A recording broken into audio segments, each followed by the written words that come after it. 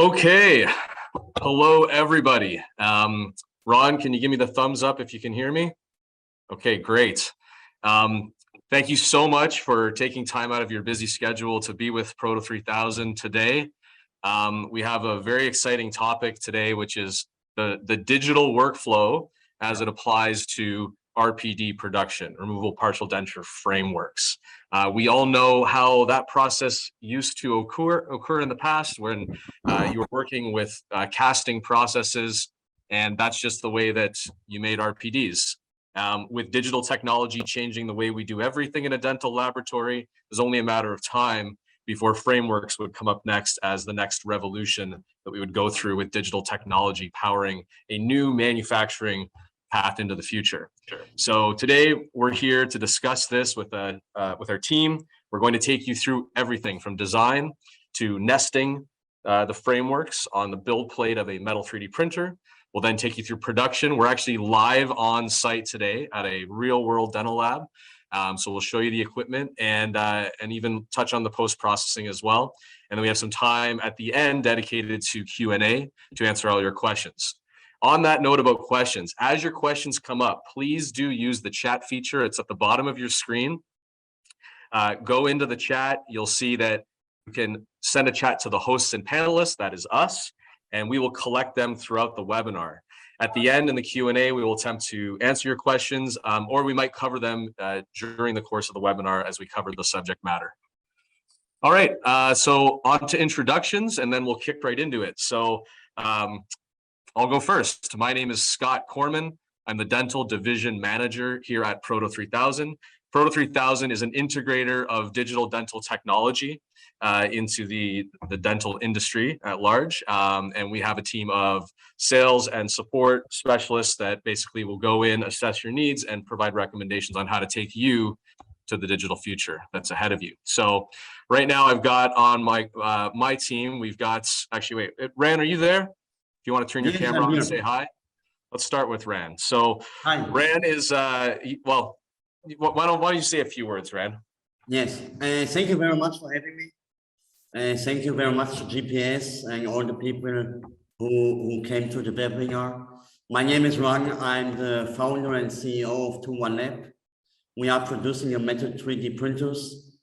So far, we have around 220 machines on the market. We have specialized in the dental field. And since last year, we partner up with Proto3000 to give our customers the best support and service. And yes, thank you very much. Great. And here's a picture of Ran at 21 Lab headquarters in Darmstadt, Germany. So just wanted to share that with you as well. Next up, we've got Mr. Ron Rosenthal, who's on our support team. Ron, you want to introduce yourself and say hello? Yeah, good afternoon, everybody. My name is Ron Rosenthal. I work for Proto3000. I'm the lead application support integrator for the company. I look forward to working with you, and the 21 Lab Create project is one of my babies, and I look forward to working with our team. Scott Crane is exceptional, and you will be meeting him shortly, and all the professionals that we've affiliated with over the last year. Just a great crew, and we look forward to working together. All right, great. And then on to the man who needs no introduction, Mr. Scott Crane. He's in Orlando were you at Disney World? Is that where you're down there, Scott? You're on mute there. You're on mute. So I don't know if I can, or maybe the connection is. Can you hear me? Yeah. Yes. Are you yes. there? Yes. Yes. Can you hear me? I'm here down in Orlando, Florida. Yeah, I can hear you. Is there actually something in your ear, or are you just pretending? Oh. Okay. All right. So we've got Mr. Crane live. Yeah. Thanks. Yeah, Scott Crane here. 3000. I'm here actually at GPS Digital RPD. I'm here with the owner. Hi, Andrew. How are you, sir? Good. How are you? Good. Good to be here. Also with Josh. Hello. So what we're going to do here today is we're actually going to go through the entire workflow. So kind enough to take time out of his day to show a couple of the entire workflow. So anybody that's interested in getting metal 3D printing for themselves, We'll show you the workflow. We can talk about costs, we can talk about labor, all that kind of stuff. And then for those that have digital RPDs, this is a great place to have it done. So you can come and actually hire them out because they do work with labs. So they'll be able to get an understanding of what they're going to offer to you. So this is what we call down in the south, what you're going to get with this webinar. So yeah, Scott, back at you, buddy. Okay, great. Thanks for that, Scott. If there's any way you can increase your volume slightly, I think that would be appreciated. We can hear you, but it would be nice if it was a little bit louder. So yeah, Scott and Josh are going to take you through it. Josh runs most of the operations related to this application at GPS, and we'll be able to give you a bit of a technical perspective as well. So I think the first thing we should do then is start with design. Josh, did you want to share your screen and give us a little bit of an orientation there? Can you hear us okay? Is this any better on the audio? It is, Scott. Thank you. Okay, Josh, let's try your voice. Am I on there?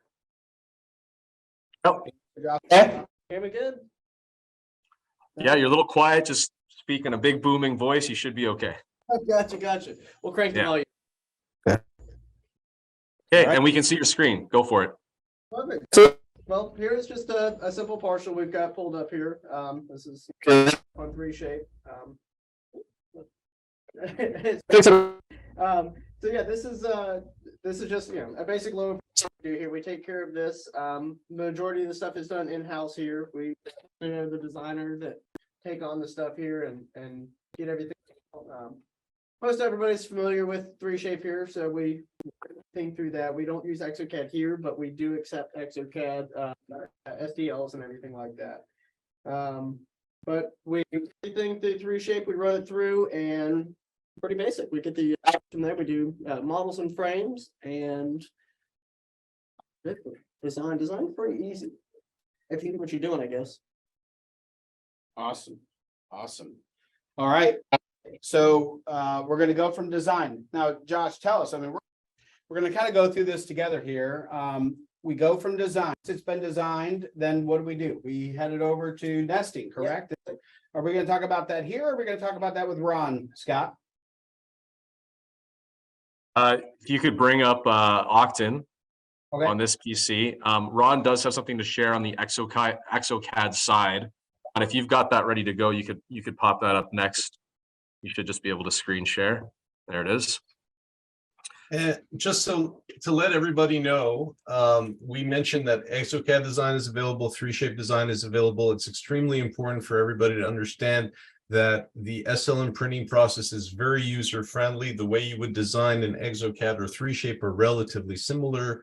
For any laboratory that's out there using either software, it's producing an STL file that you would take to the nesting software, which Josh will show us on the Oqton side, and then basically incorporating it on a build plate and then sending it to the printer. So I know that it's kind of sometimes hard to understand going from analog to digital, but it is a very simple workflow. And once you are doing it on a regular basis, you can get used to it relatively quickly. And it's just understanding the parameters so that you get the output that you desire.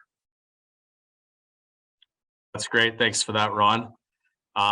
While Josh looks to see if he can bring up the Oqton screen, I did have a question come up with respect to recording. Yes, this webinar is being recorded, and yes, it will be made available if you need to jump on and off for any reason. Back over to you, Mr. Crane, if you could unmute your mic. Yes, can you hear us now? We can, thank you. Okay, beautiful. All right, so I am again with Josh now that we're recording. It's good to see that. Josh, do you have maybe a nesting in Oqton that we could show? I've got one nested here a little while ago. This is a handful of frames on here. That's a lot of frames. That is a lot of frames. I can't rotate at this point.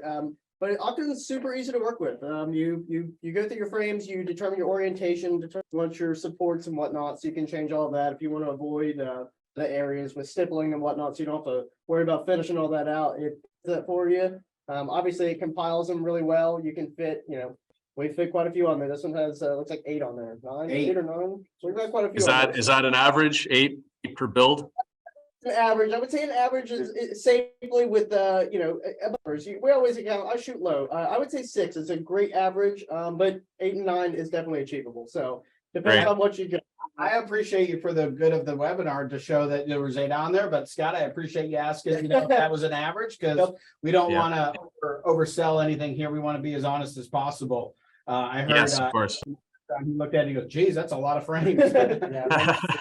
I also got feedback from one of the attendees. If you guys could try to speak a little bit louder and clearer, it still made me a little bit hard to get Josh's voice in particular.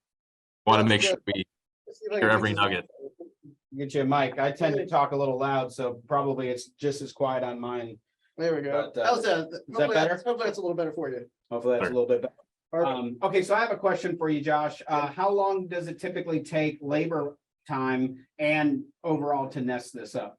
Well, the key with Oqton is you set everything up, you let it go, and you actually just let the software do its thing. So about 15 minutes it's going to take to do everything, compile and whatnot. But On its own. On its own though. Yeah, once you compile all your parts in there, it will nest them and do everything for you. So it's really cool. You can kind of set it up, you let it nest and walk away, you do whatever you're doing, you're post-processing, you're looking at this or doing whatever, come back and it's all done for you. So it actually nests on its own. So you just pick what frames you want there, where you want the supports, and then it compiles with the AI and does it all for you. So it's Okay, pretty nice. that's pretty good. So let me ask you this, when you're dropping it in, how much time is it taking you to actually drop it into the Oqton software? All in all, I probably have about 5 minutes of in-seat time doing it. Okay. I generally do it when you're designing, you can just do this in the background. So at the same time, they can be both running it, simultaneously, and then it's super easy. How long has it taken you typically to create a file in 3Shape or exocad? So I design relatively quick. I would say a good average for, the average person, 15 minutes. If you're really fast, you can get it done in about 10 minutes. So 15 minutes. And so 15 to 20 minutes by the time you go ahead and nest it up. So you get a file in, 10, 15 minutes, you're designed, and then another 5 minutes once you nest them all up, of course, you're going to do more than one. So every hour you can fill a plate, basically. Okay. Design it and fill it. So that's nice. And let me ask you this too. So if somebody's looking at a metal printer and they are saying, man, I don't know if I have the capacity to design all these files myself if I were to be doing them. Can you outsource them and then still print them in-house? Even though sometimes it's the opposite. Some people design it, send them out to be printed. So you'd be able to go ahead and you guys have actually done that in the past. Exactly. When we get really slammed, sometimes we do have to reach out for some help. And yeah, you can outsource as long as you have an STL file that comes back. It's just as easy as nesting your own stuff. And what we need to do really, guys, is we just need to make sure that those that are designing know the offsets of the printer, and we dial that in. We get that all. We help you guys get that all lined up. And then once you have the offsets, you can have other people design those for you, and then they come in and they're ready to be printed. Good to go. Awesome. Okay, so now we've talked about the time to design. We talked about design in either an exocad or 3Shape. Talked about Oqton to nest, about 5 minutes to do that, 15 minutes when it's doing it itself while you're off. What, you're having a Doing your thing. coffee or a donut or something like that? I'm stuck your design. You're actually working. Okay, I might be having a donut, which is a little bit more than I need to be doing. So, all right, so now what would be the next step? So we would then go off and send it to the printer. How does it go from the Oqton to the printer? So you can do one of two ways. You can use a USB stick or you can send it directly. So either way, whichever you prefer. Some people don't have networking set up, so you're kind of stuck with the USB stick, but we can just send it straight to the printer and it's Awesome. there. All right, Scott, if you'll take it back to my camera, and then we'll go ahead and start following through here. Yeah, absolutely. You are now the spotlight. Josh, if you could unshare your screen. Perfect. All right, wonderful. All right. And then Scott, are you on my phone or are you on the tray? There we go. There we go. Phone view. All right. Going for a walk. I don't really want to be center of attention. I'm not a talker. Next step. So Scott, feel free to jump back and forth between the laptop here and the actual camera myself. I think you'll probably get a little bit. Oh, that's not a good shot of me. We're live. Okay, that's a little bit better. Good work on my. Anyway, all right, so let's do this. I think we're gonna have a better shot. Scott, can you put it on my phone here? Yep. I think that's much better. All right, so what we're gonna do now is we're gonna go ahead and we're gonna reverse this. And up there's the man, Josh. All right, Josh. Let's talk a little bit about what's about these printers? You see what they are, and I'm gonna kind of, while you're talking, I'm gonna kind of just pan around and show what's going on. Yep, absolutely. So, I mean, obviously, we're running today. Yeah, look at that. We've got some bridge running. We got one wrapping up here soon. That we'll be able to show you guys the pulling all that. It's got a few more minutes left, so that'll be done soon. They're great. So far, we've decided we're not going to do anything casting anymore. We decided these are pretty cool. Really? These are the way to be through. No more bubbles, no more miscast, no more nonsense. It's nice. Why is that? Why go ahead and go with the, go with the printing over the casting? Because Well- casting is tried and true. It's been around for a long time. I don't want, I know there's probably some people online that are just dedicated. I don't want to offend them. I see some There's very people few that of them. want to. It's not casting's great. I'll tell you that. It's not going to be casting. Right, right. Yeah, that's the thing. Yeah, I mean, your frames drop on. It's so simple. Nothing to it. It's really easy. You put an SD on there, and it spits out exactly what you're supposed to have every time. Instead of having something that's finished or work, pull down too fast, you crack it, and all your metal came up the side of your ring. Right. No more of that.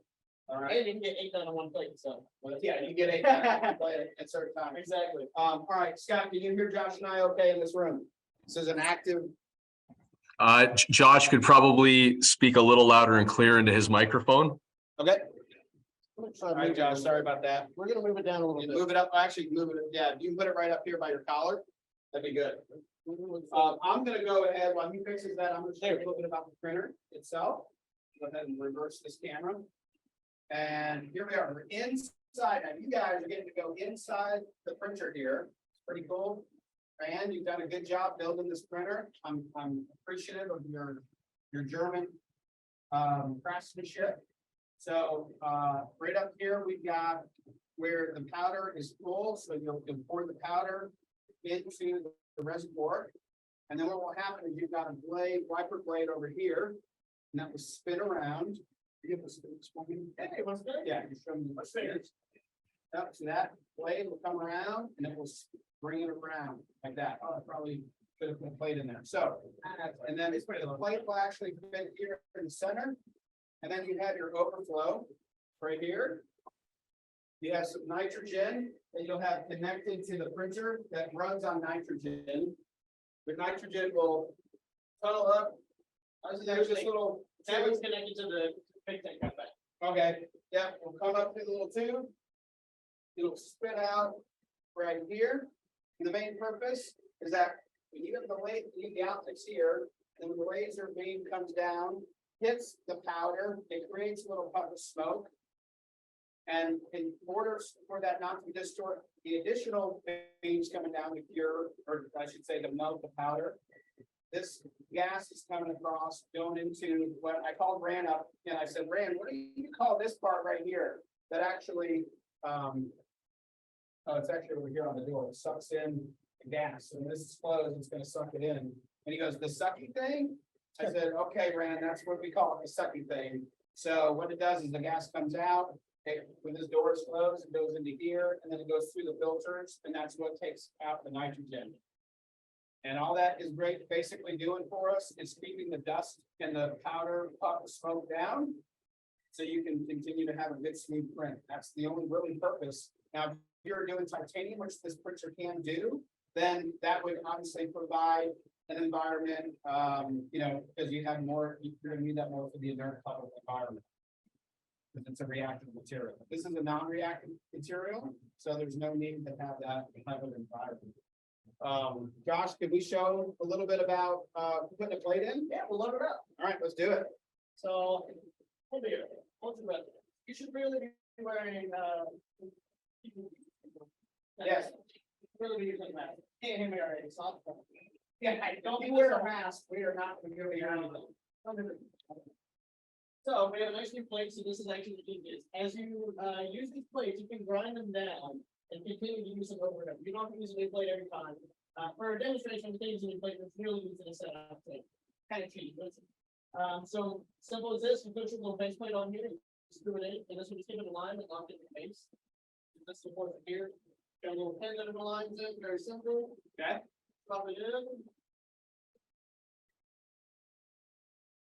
Yeah, this is the new plate, so it's really easy to align with this one. There's zero on here. Always make sure it's all the way down. You're doing that, you're gonna lift it up, there's the hair.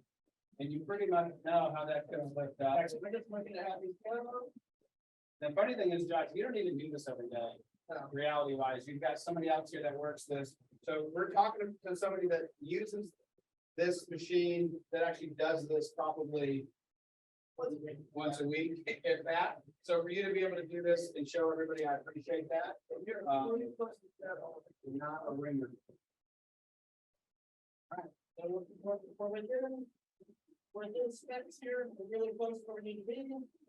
And what is it, plus or minus 0.05, correct? Give or take. Give or take. Once you put a grinding your plants, you get a little bit more leeway, I would say. It's not too bad, we felt things differently, but we do. Yeah. Okay, you do a little different here. Brandon's gonna say plus or minus 0.05. And that's what happens, guys. If you're grinding the plate down, the question comes up, well, how do you center that? The way that you do that is you just bring it down however much, you get to that plus or minus 0.05, and then you're good to go. So you know pretty much how much you're gonna be every time. You just knock it down another tick. How long does it take to set the printer up? Because I know that question is gonna come up. So it's really simple to set the printer up. Once you clean it, you clean it every time. We're just filling powder, putting a fresh plate in. You can put your photo blade if need be. Other than that, we're just gonna zero it in. We're gonna run the powder across there. It's pretty well set. So much time. From when the printer's open and you're done and you're cleaning it, how long does it take to typically do that? I'd say in less than 15 minutes, max, you can have it done. Okay, so cleaning it, And that's setting it, cleaning it, setting it, print this, wipe the blade, getting everything balanced, you're looking at about 15 minutes. 15 minutes. Now now let's be honest, when you're starting out and you first get your printer, it's gonna take you 20 to 25 minutes when you first start out. But once you start doing it, weeks after weeks, you'll be down to 15 minutes. I think our guy here about 7. So. Okay, oh, that's it. All right, there you go. If you've been another science, it was very quick. Yeah. Understood. Okay, very good. All right, what are our next steps? So now we're going to add a little bit of powder. We want this powder to stretch across and make sure we're at a nice even level with our coating line here. We're gonna bump a little bit up our. And all this is part of that 15 minutes. Okay. So now that powder just came up a little bit. Look at that, you can see that. Pretty cool. Nice.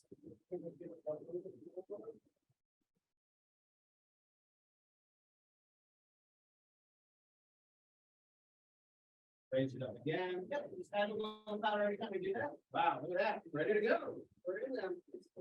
We're setting it. We let the good even base there. The plate is very see right there. So it's. If you even want to bump the plate, if you can build a platform, if you really, if you have a huge plate, you want to see the streaks across there. You actually want to see the thin layer of, like a plate. I think we're good there, yeah. And a little bit, just a little bit more powder, All right, so now what we're doing is, most everybody probably already knows this, but I'll assume that maybe one or two of you don't, since we're on a webinar and we're here to try to learn something, laugh a little bit, have some fun. But basically all you're doing is you're lifting up the powder where the reservoir is, and then you're gonna lower that plate, that laser, which is actually at the bottom of the machine. I'll show you that here in a minute. Well, I can't show it to you because it's behind the cover, but I'll show you where it's located. Comes up through the optics, melts that powder, and then it drops down however many microns, 30 microns, 35, 40, 20, 25, however many you want. You have a range from right now, I think we have 20 to 40 microns. You can pick where you want to go. Had somebody ask me if we could do it at 60 microns. And we said, yeah, that's possible. We could do that if we needed to do that. So whatever you want to do that best fits what you're wanting to accomplish. But it just drops down that many microns, adds the next layer of powder, and then it keeps printing until we're finished. So, hey, Josh, I remember like when we had those cooking shows back in the day. I mean, you're not as young, old as I am, but these used to be these where you'd be in the cooking show and then it would be like, bam, it's ready to go. You put it in the oven and then bam, it's ready to go. Nope. It'd be kind of cool if we could have done that today. But we have 4 printers. We're close. We'll be out in just a minute. Look at that. 80%. So we can show you, we'll show you through it in the oven. We'll go a little bit out of steps here, okay? And it's so close to being done, we'll be able to show you pulling it out. Okay, so you can actually show a real one that's, it's not like it's been sitting there. We'll be ready in about less than 10 minutes, I'm thinking. So, a few minutes before we get done with this, we'll be pulling around and we'll show you the whole process. I love it. But I can show you as if something, there we go, were to come out of the oven here. So we've got something that, would have come out of the oven, or would have come out of the printer and it's ready for the oven. So we'll show you, like I said, the process of coming out of the printer right after this, but we can at least go and go that's done there. All right. All right, Josh. So I like it. So let's do the steps that if we were to go, this will come out. You get to see what it's like here just in about 10-15 minutes or so. We're going to show you what it's like. We'll actually take it out of the printer. As it comes out of the printer, what's the next step? Because it's not really ready to be cut off and put, finished and all that. Nope, you have to anneal it at this point, relieve all the stresses in the metal from the laser. So the rapid heating and cooling, you have to relieve those stresses by heating it and then slowly cooling it through the powder. Hey, guys, just we're getting a couple requests to speak slowly and clearly, because there's so much valuable information that we're hearing. We just want to make sure that all the attendees can hear everything that you're trying to communicate. Thank you for that. Yeah, no problem. I mean, when you said that really, really slow. So I was trying to set the example. Yeah. Hey, and yeah, we can do that. No problem. No problem. Yeah. Hey, Josh, if you do me a favor, will you grab this with me? All right. So what we're gonna do now, and I do want to try to be a little bit more. There we go, Okay. I'm in there. No, we're good. All right, Josh. Now we're at the annealing. I'm talking so slow, it's not to get to it. Okay. All right, now we're at the annealing furnace. Do we have one that we're gonna show come out? Yeah, we've got one we can show us if you're putting it in. Obviously, it's relatively easy. You know what in here, these here. Wait, let me split the camera. All right, we'll get the view there. Okay. So these here are the chambers that we put them in. They're sealed, so you actually put this lid on it. It's got a little seal around here. And this is what keeps the inert gas. We use argon, and it keeps the inert gas in there. So you don't have to use the inert gas on the entire surface of the oven.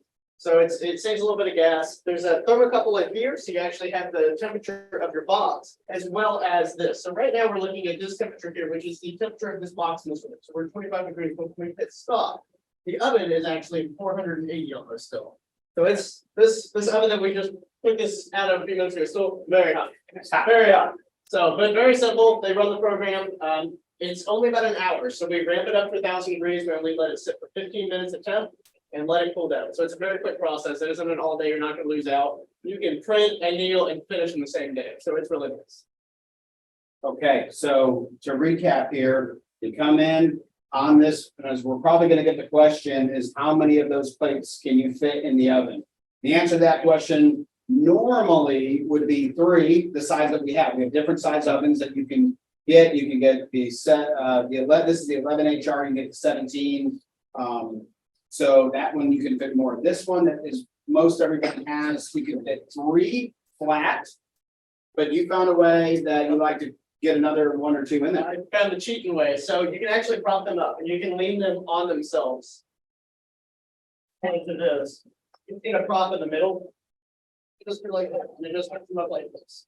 So as long as you have frames, if you have a giant set of frames that are really stacked on each other, you might struggle with this. But if you put a little something in the middle, then plates can actually sit like this, and you can get 4 of these ovens. Okay. Generally, we have 2. We don't need 2, but it does save some gas and save some time sometimes. So if you've got some brushes, you can run them in there. You can run your second batch out as well. Great. So let's show them what.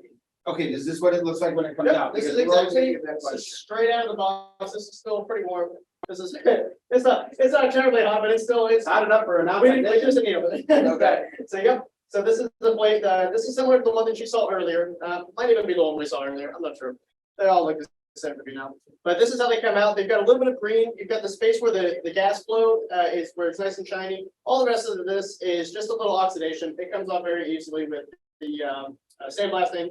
It's very easy to remove. So don't look at the color and think of anything. But this is actually what it normally looks like whenever you've got it facing in front of the little argon tube there in the chamber.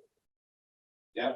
So I'm going to talk a little bit about. So you've got your argon gas here, And then what that's gonna do is that's gonna allow it to come through this pipe.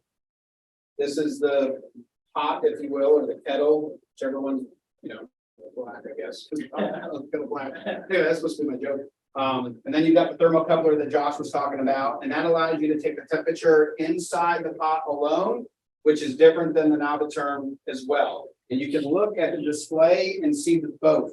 But what really matters is what is in this pot. You can fit 3 or 4, you can put 1 in there. There's a little hole right there. That's where the argon gas comes out of. Okay, and then you put that pot, or then you put the top on. This is a little exhaust for where the extra argon gas flows out of.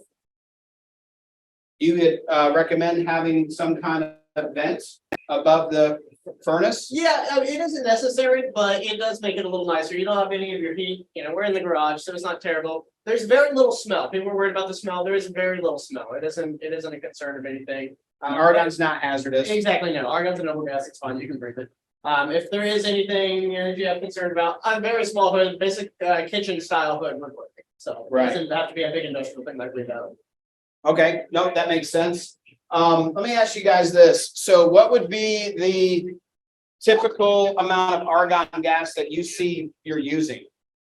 Even with our rate that we're going through, we only go through 1.5 to 2 bottles a week, and we're running Running We're 4. running 4 printers and we run them hard. And you're running 2 We're running 2 Naberthems. Exactly. And so you're going through, We don't okay, even use 1 bottle per week per printer. and this is like how much, like $120? Exactly. No, not even. So it's just shy of that. It's about 120. It depends on where you're at, location based. We have an account, so we get a little bit of a discount, but it is about that. I think it's 118 or something. 118, so say one. I guess it is 120. And you're using close. how much of this? 1.5 a week. 1.5 a week with 4 printers. So if you take that down to less than really half, less than half if you had 1 printer. Exactly. Oh, And less than a Oh, tank. yeah, less than that. We would make tanks when we first were starting off and learning and whatnot. We would only do a tank every other week, and that was still with 2. And that was, running the printers much less, but yeah, they don't use very much argon at all. Argon is not something you use very much. How many partials are you typically doing a day? So if someone wants to do the math. We're as a standard about 50, so we're right at 50 now, so it's pretty standard. But last week you were doing 60. So sometimes you're We get busy week. Yeah. We love a busy week. right. Okay, so 50 to 60 a day. So say 50 for low math, 50 a day, which is times 5 is 250 a week. 250 a week. And a tank of half a gas. So let's say it's 120 a tank. So that would be 120 plus 60 is 180. So Bucks, so okay, less than $1, 75 cents a frame. 75 cents a frame is how much you're using on the argon gas. Okay, that's good math, for us to figure out. Okay, can you show us, is one of these we could open and show them what it looks like when you put it in? Yeah, let's just show them kind of, they can see what. Very simple. So you just put your lid on. When it's going in, obviously it's not hot, so you don't, some gloves are taken out because it will be rather hot coming out. So just slide it, recess screw. That's it. That's it, Very and then simple. it ramps up, and how long does it take to ramp up typically? Not very long. So you preheat your oven. So the ramp up isn't too bad. It sits at temperature for 15 minutes. So all in all, it's about an hour from the time you put it in to the time you're pulling it out and letting it cool When down. it's cool, Exactly. how long before it's cooled down where you can? I would say another 20 minutes after you pull it out. It cools down really rapidly after you pull it out of the oven. So you got about an hour and 20 minutes from the time you put it in, by the time you can cut it off. Time you've got it in your hand. All right, that sounds good. Scott, how are we doing? Are we doing better here on the, do you see us and hear us okay? Yeah, the audio is great. Conversation is slowed down, so it's clear. It's great. Keep that camera nice and steady. It's good. We're doing lots of different angles here, so it's a little bit more challenging, but you're doing great. We're in the trenches. We're in the trenches here.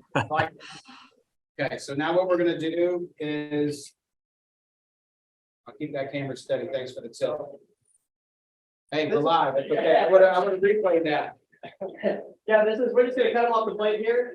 Might be a little loud. It's my homemade saw I've got put together here. But we roll it through here and it cuts off pretty simple. They're pretty easy. So you don't bend it down all the way. Hey, again, we're live. Drop the ridge. You shouldn't have dropped the ridge.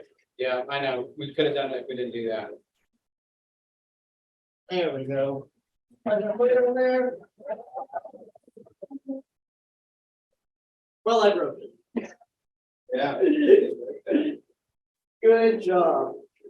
See, this is why they don't let me do all this stuff. Well, and this is why I don't do stuff live, because it's actually never happened before, and I've been here This is the fun. many times. But I. Oh, wait.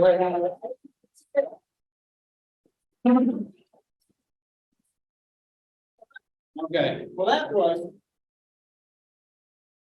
Eventful, we'll call it that. that was, and usually cuts off in It's about, time for a new blade is what it looks like. Seconds. It's pretty rough there. Yeah. But they generally come off much easier whenever you've got a fresh blade and you've got the guy that actually does this every day. that's right. Well, that's right. You don't do this. You're the manager. No, I let those guys do it. Right. Okay, so let's see what it looks like. No, got them all up there like that. They do just kind of come apart as a cluster there, because the pillars there are not really connected. So they're individual pillars on each one that just kind of Oh, snap off. did you just break that off? Yep, they just come right off like that. Okay, let's get a focus here. Well, hold on. I feel like I'm moving too much. Okay, there we go. Let's just show what it looks like when you're breaking them off. Snap off there like that. And they're pretty simple. Some of the tighter ones, you will have to use a pair of pliers and then kind of pull them apart there, but we're taking it to the lathe. Either one you'd like to, whichever you prefer, you can just pop those off. We'll take that one over to the lathe and cut those apart there. Very simple though. Okay, so how much time would you say it takes to pull off a cluster of 8? Maybe 5 minutes to get them all pulled apart. For the all 8, not per Oh, part. no.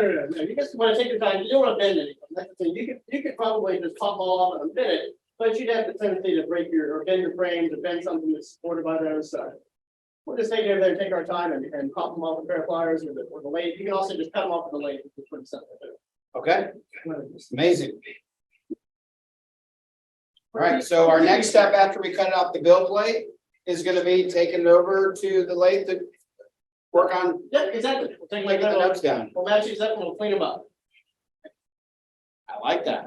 Let's go to the next step. So now we're here at the lathe. So we're just gonna pop off. I'm gonna use a pair of pliers. We're just gonna pull these off. You can kind of pinch them and they fall apart. So if they don't pinch and fall apart, you can kind of take them with the lathe, but most of the time you can pinch them just like that. They fall off relatively easy. So you can use your hands on some, but you're gonna need pliers on some as well. Exactly, but if you have a lot, the more you have in there, the more complex the support system is. So this one we have a lot on there, so it's just got a really complex support system. Oh, yeah, I see that. Normally they're just coming straight. We have no, a lot of time, if you only have 5 or 6 on there, they're not even on top of each other, and they're extremely easy to pop out. Easier with that many on there, they're gonna have a little bit more of a complication. Right.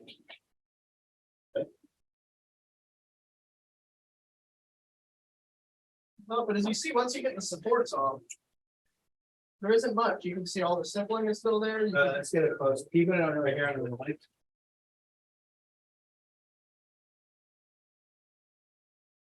There's no lights there. There should be a good sheen off there.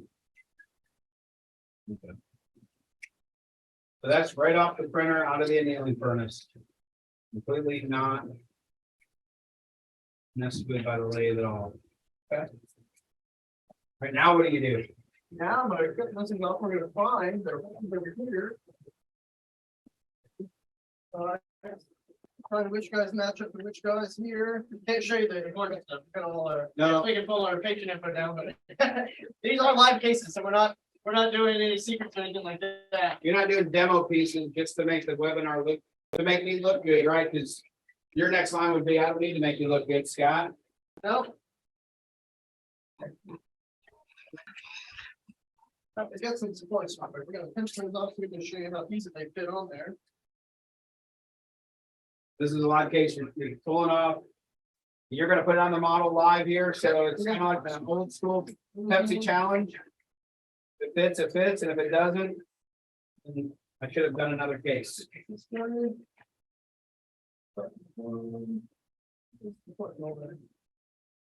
You know, he's not perfect, but he does drop right on. So we got a very little just removing a few of those support posts on there. So it's not like it doesn't fit, it's like you gotta just. It's like they say support. It's the little supports that were underneath. You're just cleaning up around your edges and stuff.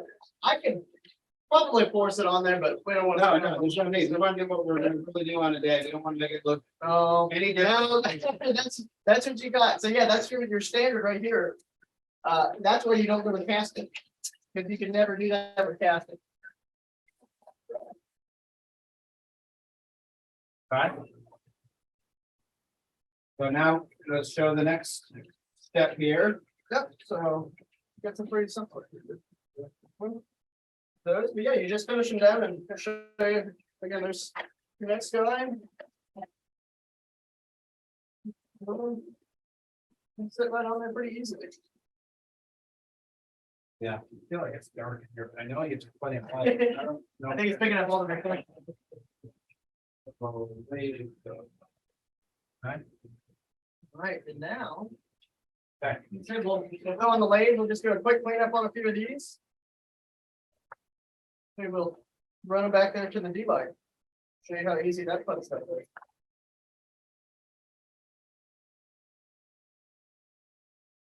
Just cleaning up. Here's a little spot through the head. Just a little bit of support. Just to support a little bit of the very top.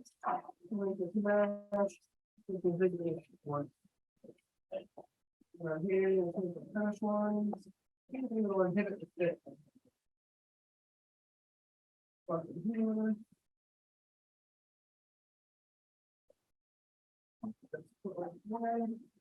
That's why I wasn't fitting right. Yep, you get a few supports in there and it'll hold it up the whole way. Here. You're doing a second one. So, there's a couple. Once we have sort of a little, kind of get the whole feel of it. Yep. I just want them to know how much time it genuinely takes And we'll actually do for a partial. two as if we were doing them from the start.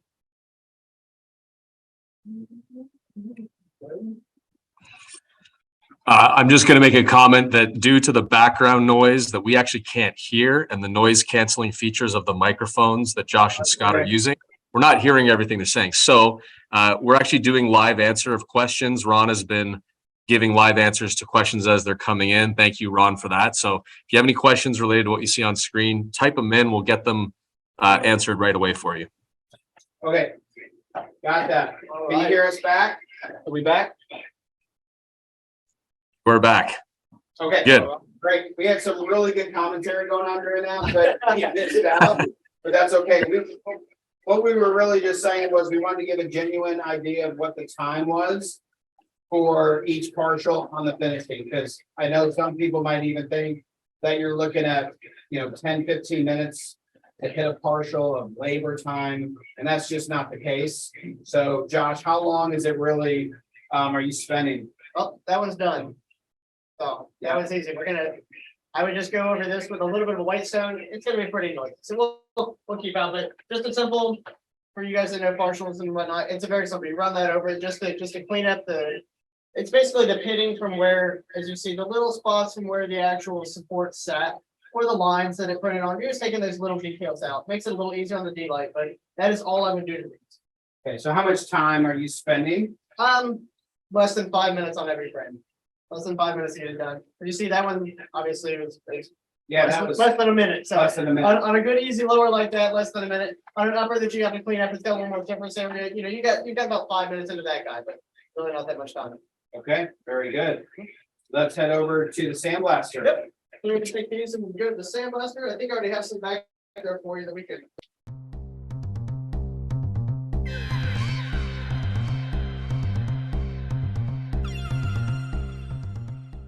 So these are really simple to use. It's just a driver here. You put it on this nut.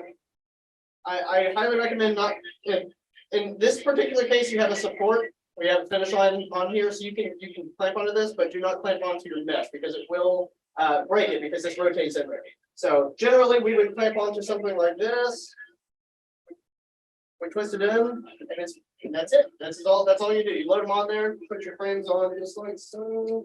So you would do a few like this. And this little device here keeps you from messing up your frame. So this here tells you where your parameters are inside that D-line. As long as it doesn't hit this black bar when you rotate it, you're good to load the machine like that.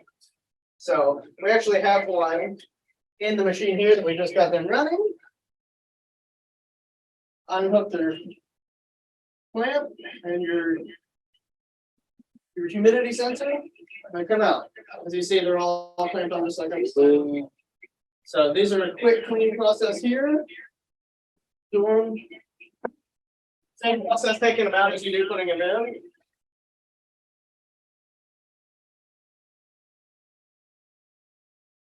I'm gonna jump in here real quick. So you saw that little green that you had on coming out of the annealing furnace. That's actually not a bad thing, because what you're able to do is you're able to use that as a pattern. So when you go into the sandblaster here, you spend about 30 seconds. You remove that green, you know that you have an even sandblast.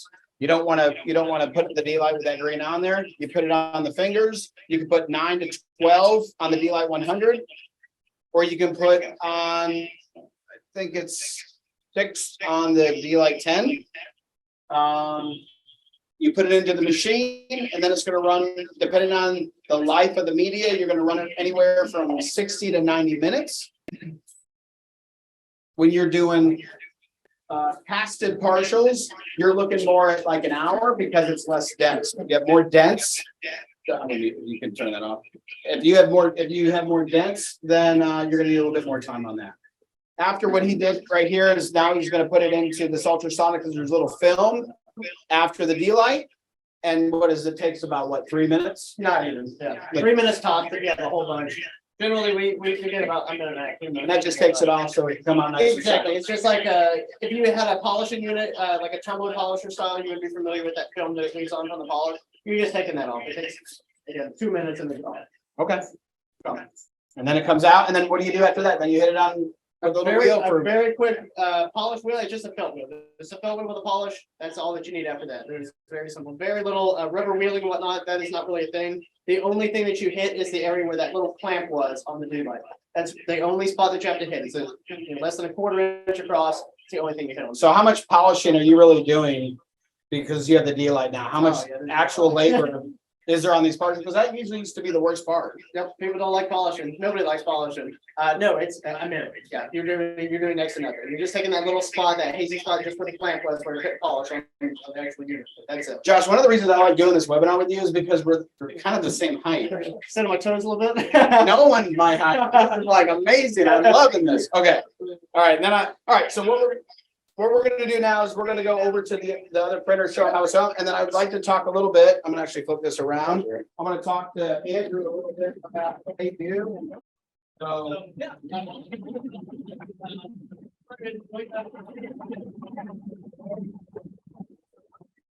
hours. So we're for 2 hours. So that's a pretty good run time. So 2 hours was the runtime. How many frames did you have on that one? There was only a few. I We only did a few, because you did a quick one for this. We were a little busy, so we couldn't do our big one. We had to actually, use our big one this morning on the second floor. Right. At this point, I will put on a mask because this powder is particularized. So the main time if you need to use any kind of protection, generally speaking, these things can sit all day. You're completely fine. When you're loading and unloading, do wear some protection because this stuff is bad. You can eat the powder, but you can't inhale the powder. Right. Right. Okay. So I'll put this on and you can kind of walk them through. It's pretty simple. We're just going to vacuum it out. And we're going to lift the tray. You'll see the products come out of there and I'll sweep it in. Okay. He's going to take a pneumatic. No motor in this. It's a pneumatic only suction unit. That airline. Turn that on.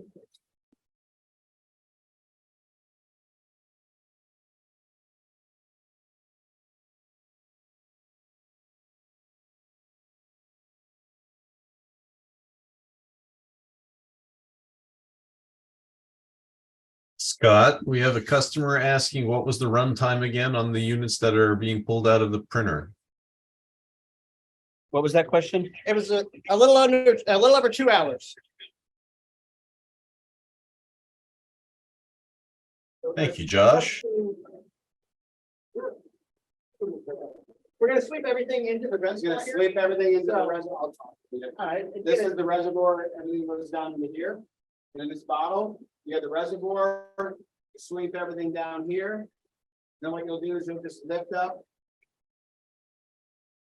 the build plate. And we don't really have time to go through all this stuff right now, but you're gonna lift up the build plate. It's gonna go into here, and then it's gonna come over to the seating unit. The seating unit is you're gonna lay it on top, you're gonna turn it on, and then it's gonna run it down here into, you've got your seam of your, once this turns on, it's gonna sieve out all the good powder. Scott, This is the extra powder, and this is gonna show, this is the good part. oh, this is the good part, okay. So the rising of all our stuff coming out of here. So it just rises out of the dirt, the dust there, and you sweep all this into this. And none of this is waste, because this catch here is all recycled powder. You can just catch everything back in there, and it isn't wasted. Very simple, you take this out, and this is done. This is ready to go in the oven, just like we showed you before, as it comes out. You sweep all this off, you vacuum the last little remaining out of here. That's it, this is ready to go. And then, like I said, I'm being quick here, guys, because I know we're running out of time. You go to your seating unit, pop your bottle on, you'll see down here. All your waste will go on this side. This has been their waste since October, running 4 machines. So 4 machines, all the powder, all the parcels they do every day, it's the only waste that they've had in 6 months. That's it. That's hardly any. Josh, is that right? That's it. That's the only waste you've had? That's it. So we just ran a really quick run just to get it done this morning to show you guys what actually coming out. Again, that was, we could have got 2 more frames on there and still have the same run time. It's all determined by the height of your order, not necessarily how many is on it. It's gonna build those lines as it goes across every time. So the sweep is gonna be the same. You will have the same build on. You're gonna have, again, 5 frames on there at about a 3-hour build time. Okay, thank you, Josh. All right, I'm gonna go back. So I'm gonna actually have Andrew. Is that it? Hey, Josh, you didn't Andrew your microphone. Andrew, I want you to just tell them a little bit about what your experience has been. Have we have any other questions, Scott Foreman? Yes, absolutely. We had a question come in about cost, what the average cost ends up being, not including design per framework. Okay, it's perfect that I've got that I've got Andrew here, because he can tell you what the cost is, and actually he'll include the framework design price of what your cost is. So let me be clear, correct me if I'm wrong, Andrew. When you give the cost, you're not taking into account just the powder and the gas, you're taking into account what? Everything. So, you know, over the last year or so, Josh and I were kind of working together, getting this whole project together. I factored in everything from my rent to my labor, cost of all the machines, as well as all my the D-light, the ovens, the powder, the gas, all that. And I think we're in the ballpark of, if you're going to include designing as well, under $50. And that, again, that's everything, and basically, so, you know, for me personally, I think we're offering these frames at a $99 fee. So, you know, that's for $50 or so that we're making on there. So in general, about $50, I think, is what you're invested per frame. Yeah, no, that's perfect. And if for some of you that. Okay, all right, and then for some of you as well that want to know, like, cost of powder. Josh, we did this yesterday. We had we were measuring the different frameworks, and we were at The lower was only about 7 grams without the supports, about 11 with supports. 11. So let's just say 15 grams. Yeah, on a heavy side, 15 grams will cover all your frames. With the support of With the the grams, and with the cost of the powder, that ends up being like under $6, $7, It is under $7. very right cheap. now. Maybe 6. Yep. Yeah. It's So you're looking at about $6 of powder. You're looking at about 75% on the argon gas. You're looking at under $1, under 50 cents on the nitrogen. Yeah. A Couple dollars for D-light, maybe. couple dollars, about $3 for the D-light because of the media that you're using. So, you know, we were talking, you know, you can get anywhere, you know, without the equipment, you're gonna be down to like in the 20s, probably like $15, $20. And then if you take into account the equipment, the D-light, everything else, and then, you know, that you're gonna bring your cost up. I have a specific return on investment sheet that has all this down to the detail of even taking preventative maintenance and, you know, wipers and all that into account. So I can go through that with you on that detailed ROI to give you more specifics. And you might have different costs for argon and nitrogen. You might want to sell your parcels at a different cost to the labs. But I do want to make sure that you know that, a good average, if you're doing over 10 partials, then a printer makes sense. A printer can make a lot of sense if you're doing over 10, would you? Yeah. I would invest in that. You would? Yeah. Okay, and you did it times 4. So, okay, so if you're doing 10 partials, if it makes sense for you to go ahead and do that. If you're doing under that, then, build up to that. Utilize, Andrew at GPS and allow them to do the partials for you. They work with labs. They do it for $99 plus shipping. Is that right? That's correct. And as of yesterday, our brand new website is live. Okay. And that is going to be at gpsdigitalrpd.com. We got a great portal that we had built. All the products are on there. You can pick which products, upload your files, pick your shipping, all that. We get these cases done in about 5 lab days from start to finish. Every metal frame is also including a 3D printed model for your, so that way you don't have to do a drip model, you get it back. And yeah, overall it's a pretty good value. And like I said, now that we've got the website up and running, really going to streamline everything and make the sending and receiving process way. Yeah, I love it. Okay. Great. We should probably, it's just after 1 o'clock, so we should probably wrap things up. We had some great questions come in that were answered as we were going through the webinar. So any additional details on costs and pricing and consumables on the machine, cost of the machine itself with the whole solution you saw today, we're happy to connect you with their sales team. That's their job. They'll take you through, they'll run a return on investment to make sure it's suitable for your business. And it's a good investment for you. So I wanted to thank everybody for their time today. Ran, I don't know if you're still there, but if you want to turn your camera and mic on and just wave goodbye, feel free to do so. Otherwise, Andrew, Josh, thank you so much for allowing us into your lab. We really are enjoying the partnership so far and are excited about your success. Mr. Crane on the ball, as always, on points, short jokes and everything. So appreciate all that. Dental Shorts, baby. Dental Shorts. Yeah. Instagram, Facebook at Dental Shorts. And Ron, we're very lucky to have your expertise on the support side as well. So we're here, everybody. We're here to help you through the journey as you convert to digital processes. It's what we do. It's what we're great at. So yes, thank you for joining this webinar and look out for more come in the future. That's all for now. Enjoy the rest of your day, everybody. Thank you, everybody. Bye. Thank you all. Bye, thank you very much. Thank you. Thank you very much.